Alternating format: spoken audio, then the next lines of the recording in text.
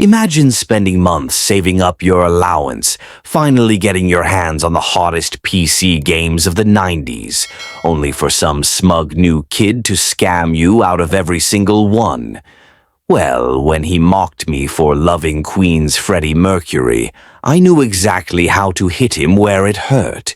And let's just say what started with a few stolen games ended with his entire family believing he had a massive secret. If you've ever been wronged and dreamed of serving the perfect payback, hit that like button and subscribe, because today's story is one of the most satisfying old-school revenge tales you'll ever hear. I grew up in the 90s, when being a PC gamer was like being part of a secret underground club. There was no Steam, no instant downloads. If you wanted new games, you either paid a fortune at the few local shops that stocked them, or you got creative. Me and my best friend. We chose the creative route. We'd save up for months, pool our allowance, and order games by airmail from abroad. It wasn't cheap, but we had a system. We'd trade games, copy the protection codes, and build our collections bit by bit. I can still remember unboxing The Settlers, firing up Monkey Island, and staying up way too late exploring Doom 2. For two broke teenagers, this was heaven. But then, a new kid joined our class, and that's when things went downhill.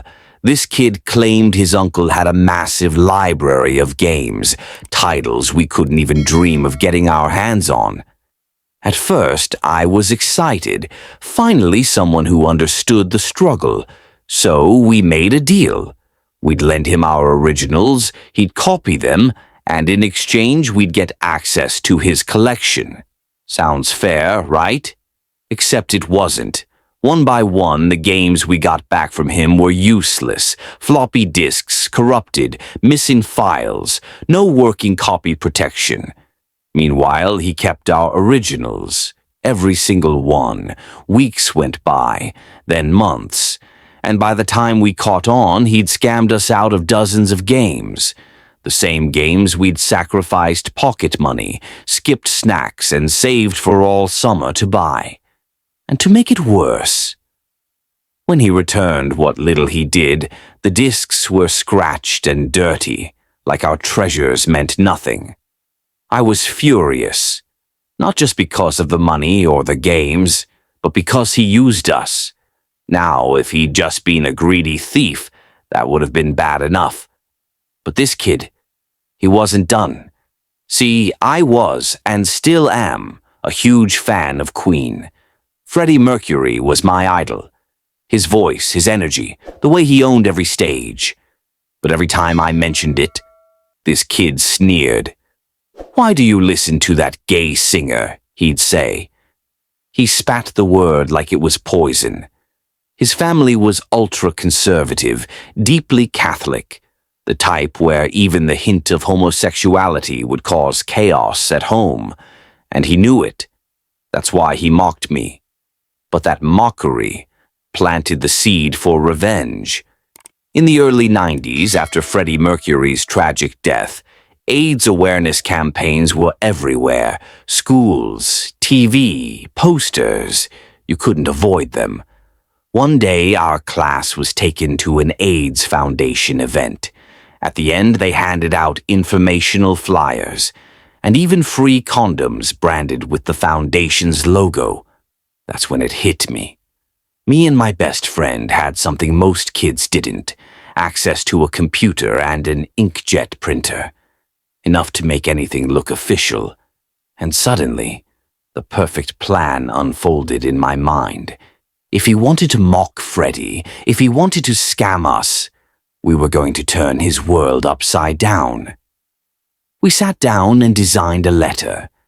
Not just any letter, an official-looking one, complete with the AIDS Foundation's logo.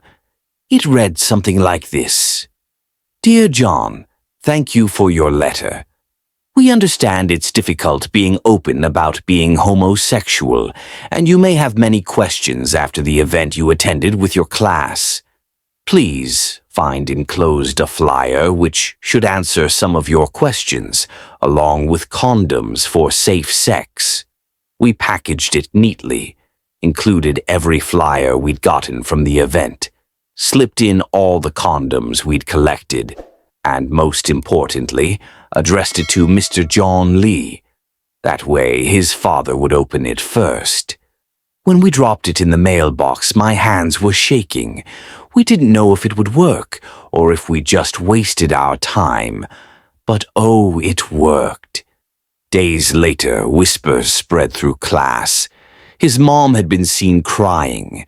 His dad was furious. And him? He was grounded for weeks. His family genuinely believed he was secretly gay and had written to the foundation for help. The irony? At first, even he believed it. When we casually asked him about the letter, he swore he'd never written one, but deep down he thought the foundation had somehow confused names. We had flipped his own bigotry against him. Eventually, we couldn't resist fishing too much. Our smug little hints gave us away. When we finally admitted we had created the letter, he exploded. His parents dragged us to the principal's office. There we were, two teenagers, sitting across from him and his furious Catholic parents, trying to explain why we'd done it. And honestly, even facing detention, even with my parents furious at me, I couldn't stop smiling inside, because it had worked. He took our games, he mocked my idol, but we gave him something that scarred him way worse than a few lost discs. To this day, nearly 30 years later, I can still picture his red face, the way his voice cracked as he tried to defend himself to his parents. For once, the tables had turned. For once, he was the powerless one. And that feeling, it was pure justice. Looking back, maybe it was a bit cruel. But at that age, when you've been scammed, mocked, and treated like you're worthless, the taste of revenge can feel sweeter than any video game victory screen. Some people say karma takes years, but sometimes you can help speed it along. If this story gave you chills, smash that like button and tell me in the comments, what's the most satisfying revenge you've ever witnessed? And of course, subscribe for more tales of justice served ice cold.